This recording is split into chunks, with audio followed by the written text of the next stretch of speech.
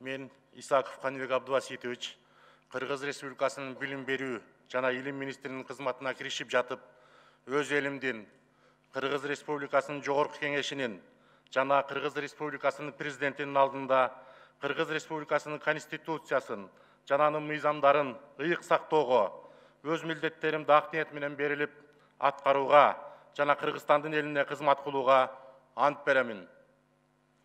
Берген антымды бузган учурда Кыргыз Республикасынын мыйзамдарына ылайык жоопкерчилик тартууга даярмын.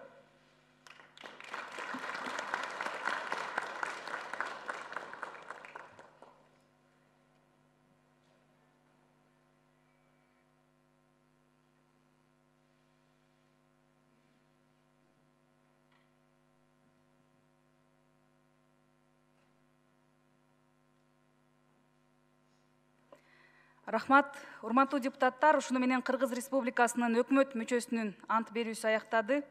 Урматтуу Сооронбай Шарипович, Жогорку Кеңештин депутаттарынын жана өзүмдүн атымдан өкмөт мүчөсүнүн ант берүү аземине келип катышып бергениңиз үчүн сизге терең ыраазычылык билдирүү менен өкмөттүн жаңы дайындалган мүчөсү Каныбек Абдуваситовго чын ден соолук, кажыбас кайрат жана иштерине албан ийгиликтерди каалап кетүүгө уруксат этиңиздер.